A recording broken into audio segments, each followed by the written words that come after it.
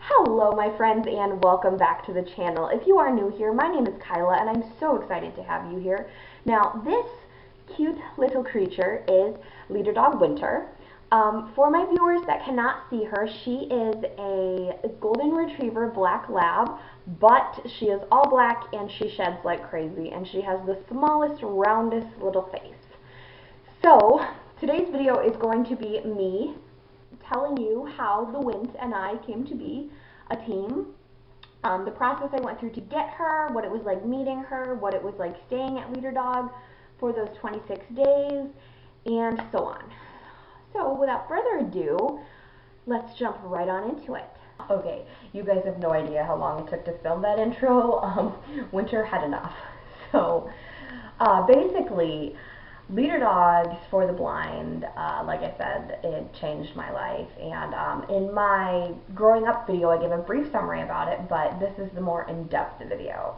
This option came in second on the poll I posted on my Instagram story, so go ahead and follow me, KSUS97. Again, I'll reiterate that at the end of the video, but I'm planning on posting polls for every video to see what you guys want to see first. Now, for you animal lovers out there, this is going to be a pretty spectacular story. So, with Leader Dogs for the Blind, it is located in Rochester, Michigan, the one that I went to, so that's where I went. And basically, what they do is they breed their own dogs. So, Winter's parents, her mom's name is Amber, and she was a chocolate lab, and her dad's name is Casey, and he was the golden retriever. And somehow they had, I believe, all black puppies. So that is really, really cool. And so then they will, I think when they're about 6 weeks, I could be wrong, I've told this story so many times, but I'm pretty sure I'm correct.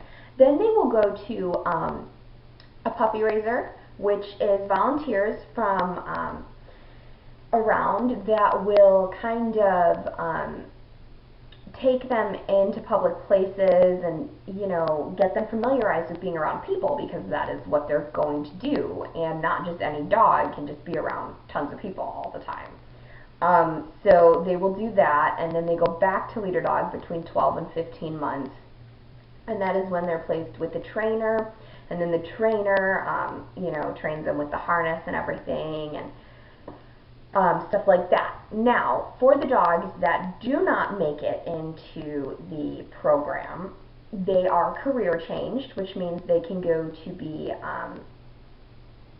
different types of service animals, like emotional therapy, or if they don't even do that, they can go back to their puppy raiser, or they can adopt them out to a good home. So don't worry, the dogs who do not make it, they're totally okay, I promise you. Winter was actually raised in Wisconsin, I believe, and I am actually still connected with her puppy raiser. Lovely, lovely lady. We've met with her a couple times, and we actually met, I think it was either the dog she had after Winter or the second dog she had after Winter, and she brought her to meet us, and it was so adorable.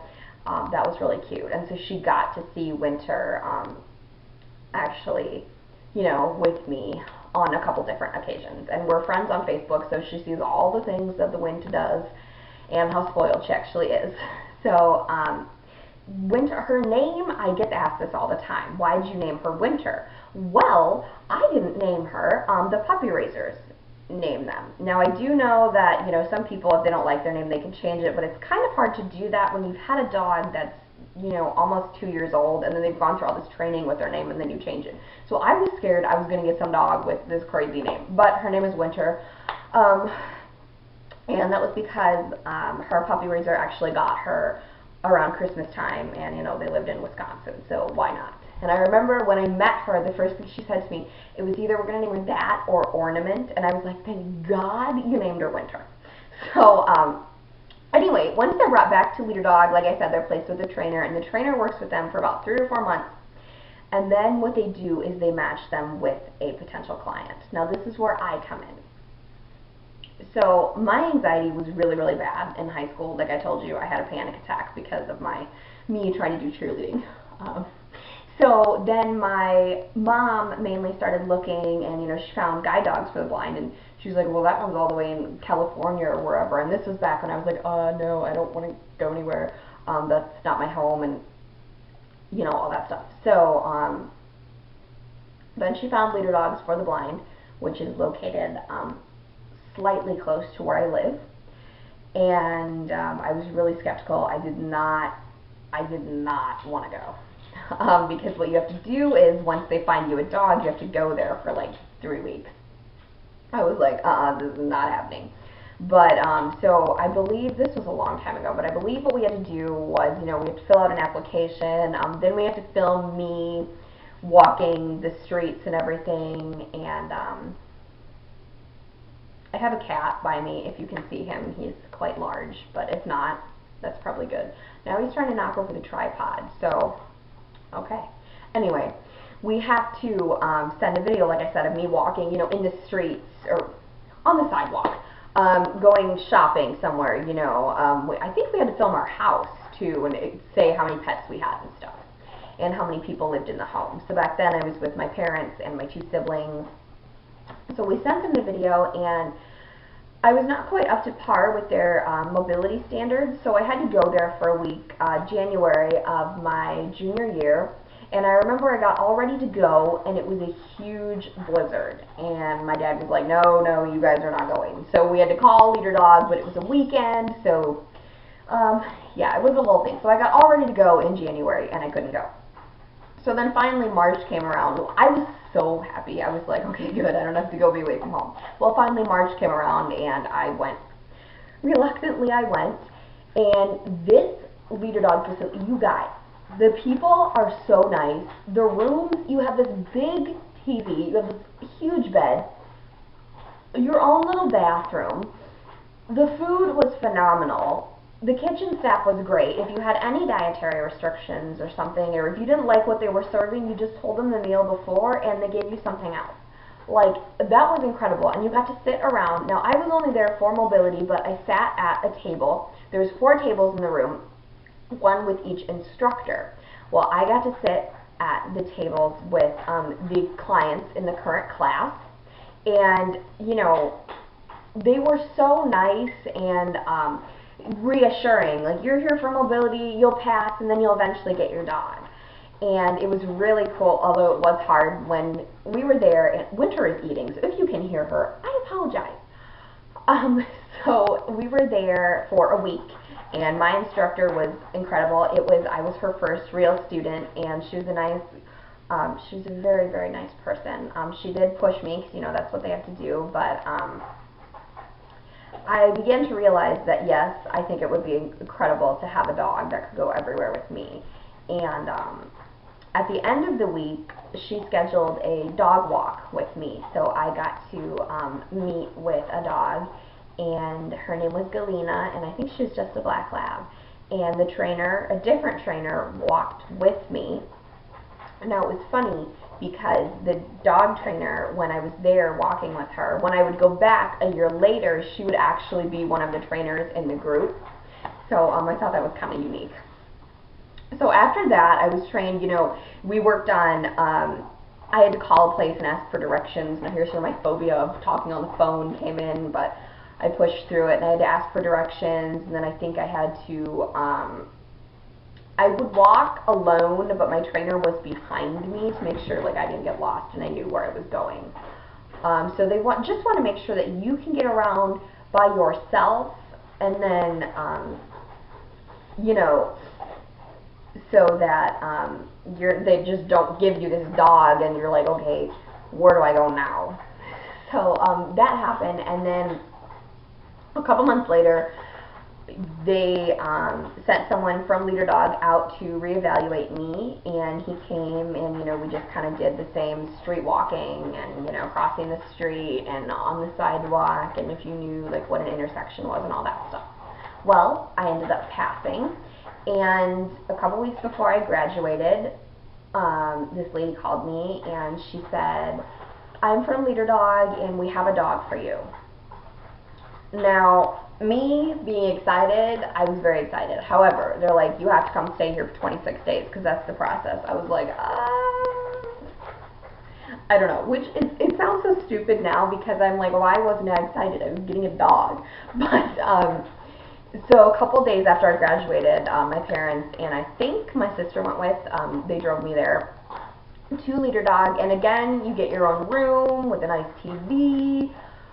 I want to say there was a mini fridge. I don't remember exactly, but anyway, it was like you had your own little apartment, and then you meet your trainer, and I don't want to brag, but I had the best trainer. Her name was Debbie. She was literally fantastic. If she ever sees this, Debbie, Winter and I are so grateful that you helped bring us together, and you were just incredible. So I had Debbie, and then you're put in a group with a couple other people. So I had me, I was the only girl, and there were 3 guys in my group. So you're put at a table with your instructor. Winter feels the need to eat and drink in this video. So if you hear any of that, again, I sincerely apologize. But you're put at a table with your instructor and then the other people in your group. So it was just Debbie and I and then 3 guys. And that was for 2 days. So you're there, you know, Sunday night you kind of get to know the other people you're there with and your trainer and stuff. Monday, you go, and now I'm trying to remember, you guys, this was like 5 years ago, almost. You go and you just do the harness training, which her harness is downstairs. I should have brought it up here, but that's okay. Your instructor, your trainer, will hold on to the harness and pretend to be the dog for the first day. So you get a feel of what it's like to have that pull when you're holding the dog. Now you hold the harness with the left hand and everything. When you're holding the dog and, you know, the commands, you say right, left, you know, sit. So you just tell them all these commands and you just have to, it's a little weird because you have to pretend that, you know, this human is a dog. But you tell them to heel, and they will come and stand at your left side because that's where they're supposed to be. So you do that for the first day, and then Tuesday is what they call dog day, and they feed hot dogs for lunch. I was like, this is where I said, no, I don't eat hot dogs, and they gave me something else. But after lunch, you do more harness training in the morning, and then after lunch, you go to your room, and they do not tell you the breed of your dog, the gender of your dog, even the name. And I have no patience. I'm not afraid to admit it. I have no patience. So me trying to figure out what is the name of this dog that I'm going to spend the rest of my life with, you know. So, you know, I wait, and my whole family and all my Facebook friends are like, oh my God, do you have it yet? No, I don't have it yet. Well, Debbie knocks on the door, and she told me, she came in, and she said, you are going to be getting a dog named Winter. So I'm like, okay, I still don't know if it's a boy or a girl. And I remember I texted my mom and I said its name is Winter, but my phone corrected it to Winger, so that's pretty embarrassing. But then I waited like another 10 minutes. I'm like, oh God. So Debbie comes back and she has this little, I don't know why I'm about to cry. I've never cried telling this story in my life, but she had this little dog.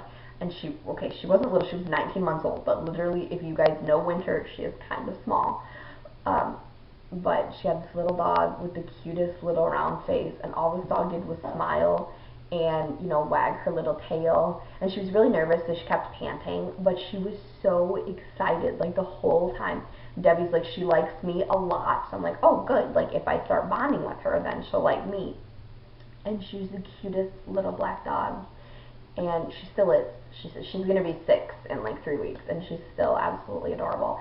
And so then what Debbie does is she leaves, and so it's just me and this random dog. So I FaceTimed my mom, and my mom still has the picture of her first meeting the Wint. And Winter was really, really anxious. So they gave you like a kit of dog treats, and then, you know, 2 brushes, I believe. You obviously had like a bowl for food and a bowl for water, and then they had a mat for them to sleep on, and you would attach their leash to the chain on the wall at night so they wouldn't roam around and get into things, because they're still puppies. So you put them on what you call tie down. So that's where she would go at night. And, you know, they would tell you each dog had a different amount of food they were given. So, you know, you'd give them like 1 cup or 2 cups and everything like that. So then you'd feed them once in the morning, once at night. And then they would teach you how to take your dog to the bathroom. Now it is called PARK, P-A-R-K, and it is actually crap spelled backwards, and that is why it is called park time. And to this day, this animal knows what park time means. And thank the Lord she doesn't have to go right now, because me saying this she'd go crazy. But it is called park time, and you would go outside. You had a door that would lead to the park area, and then in between the park areas, because they were all like in a big circle outside of everybody's rooms, there was a nice little courtyard. You could go sit out there with your friends, and I did that a couple times. But you would go out to the park area, and you put them on the long leash, and you just like jiggle the leash a little bit, and you're like, okay, park time, Winter, and she would squat and pee, and then that's no big deal. But then when your dog goes number 2, people are like, oh my god, how does a blind person like find it? Because you have to pick it up. Like, if you're taking these dogs in public places, you're not just going to leave it there. So they gave you poop bags. Now, I got different bags when I got home. They were all pink and everything. So, excuse me, ma'am? I guess she knows this video is about her, so she feels the need to make all these noises. But anyway, so what they taught you to do was you'd go, if you cannot see, I still actually have a hard time picking up her number 2 sometimes if I'm in public and, I can't always find it in the grass. So what they taught you to do was you would go and you'd feel along the dog's back, and then you'd feel like down the tail or down the leg. I can't exactly remember because I don't use this technique enough myself. But, you'd feel down and around where they were, and then you'd feel on the ground with the bag, and that's how you would pick it up. So, that's a fun little fact I had to share, because people always want to know, like, why is it called park time and stuff like that. So I figured, I'll bring it up. But, then there was that, and then after you got your dog, and you learned how to feed and water and take him to the bathroom and stuff like that, that is when, on Wednesday, I believe, you got to do your first walk with your dog. And they come with a harness, and the harness is specifically made for your dog. So my harness was little and tiny, because Wint was little and tiny. And you put the harness on, and then you really get a feel of what it's like to have that dog there. And how they match the dog with you is, they take into consideration your height and your pace and your type of lifestyle. And I remember Debbie told me that they matched me with Winter because back then I was clean, and they knew I was going to be doing a lot of appearances until I gave up my crown. So they matched me with Winter because she was small and cute, and I was small and cute. So thank you for that. Another thing I realized was this dog walks really fast, and I walk really fast. I've always been told by my friends and everything, oh my god, why do you walk so fast? I don't know. I'm never in a hurry to go somewhere. I just walk really fast. So Winter and I, I feel bad when we go with other people because, they walk kind of slow. So Winter and I, we walk really fast together. And yes, she's short, but her little legs go so fast. And yes, she's tiny, but this dog is strong. So, you have to tell them, steady if you don't want to go that fast and everything. And then you tell her like, find the curb, find the chair, find the door. She'll do it. She definitely, we've developed a system where sometimes I don't even have to tell her stuff. We were walking through IKEA a couple weeks ago, and they have arrows on the floor, which they're really big, so I can see them, so I know, and it's really easy to navigate through IKEA, even if you can't see very well. But Winter, literally, I swear to you, she was following the arrows because I didn't even have to tell her to do anything. She was just going. And so that was actually really cool. But like I said, we've developed kind of a system where she just, I don't know how, but she just knows where I want to go. And so, after you get your dog, you do the remainder of your time is just training between you and your dog. And they do all sorts of different techniques. And I remember we had to do like a car training. So they had like a trainer in the car, and they would start driving, and then they were supposed to drive, I believe, and then the dog was supposed to be trained to stop, which of course she did. And, they would do all types of training to make sure that you and that dog were a good fit for each other. And then, you know, you sign your contract and you're on your way with your dog. So then my parents, no, actually my mom, my aunt, and my sister came to pick us up. And we went home, and then we snuck her, because we got home really late, so we snuck Winter downstairs into my room. And we slept there, and then we had to come upstairs. And so Winter, I don't really remember what it was like for Winter to meet our Chihuahuas, because our Chihuahuas were 6 months old at the time. I don't remember what it was like to meet them, but at the time we had Phoebe, our mutt, and that was the dog that my siblings and I grew up with, so she was kind of old. And we introduced Phoebe to Winter outside, and we have this on video, but Phoebe was kind of like, no, I do not want this in my house, because Phoebe was just, the only dogs Phoebe had, you know, been in a house with were Chihuahuas. But, you know, they got along, they were both females, so, you know, I don't know, they got along okay. They weren't like best friends, but anyway, that was what it was like bringing her home. And, you know, she got along with the cats and everything. The dog loves cats, so she obviously belongs to me, because, you know, cats are my favorite animal.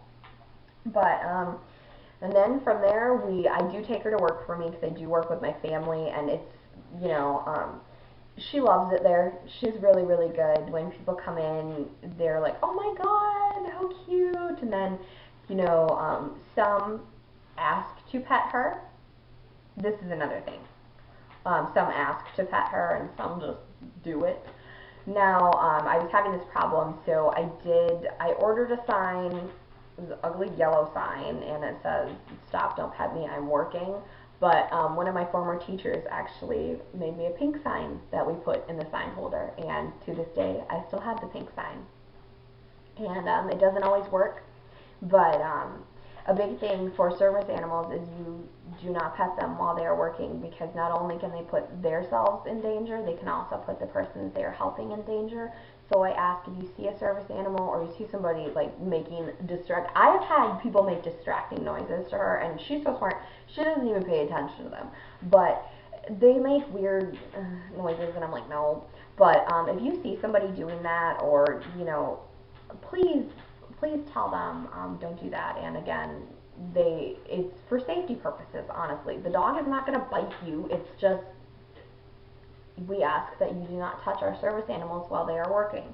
Now, depending on where I am, if I was sitting like working reception at my job back when I used to do that, and they asked to pet her, I would typically say yes, just for a second or two. And she's so friendly, of course, she's gonna love it.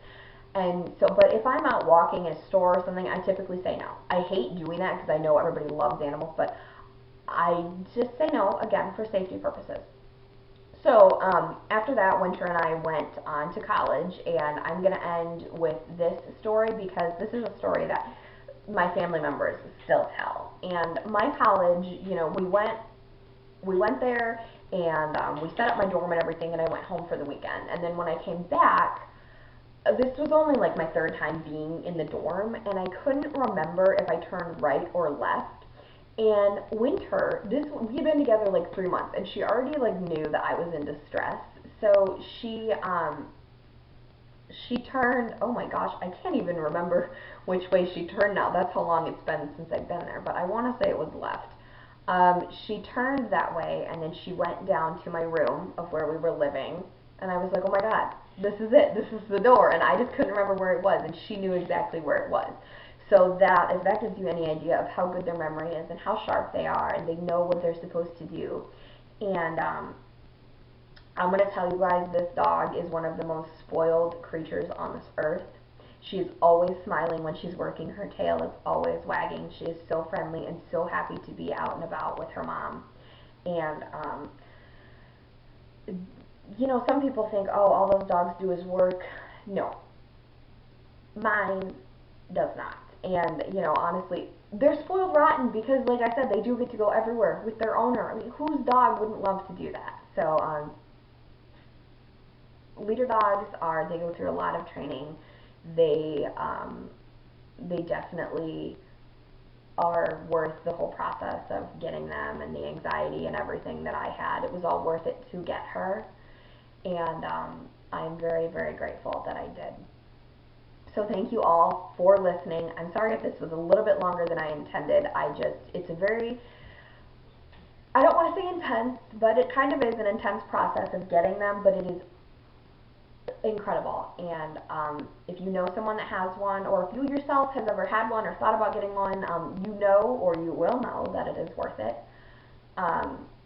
Again, thank you all so much, and my social medias are linked down in the description below, and they will be at the end of this video. But for my viewers who cannot see, my Instagram and Twitter are capital K, capital S, lowercase u, lowercase z, number 9, number 7. Again, Instagram and Twitter are ksuze97. My email is kuzmil@yahoo.com, so ksuzmil@yahoo.com. I hope you all have a blessed day, and thank you so much for listening. Make sure to give this video a thumbs up, subscribe if you have not already, and click that really cool notification bell so you can know whenever I post new videos. Have a great day, everybody, and I will see you next time. Bye, guys.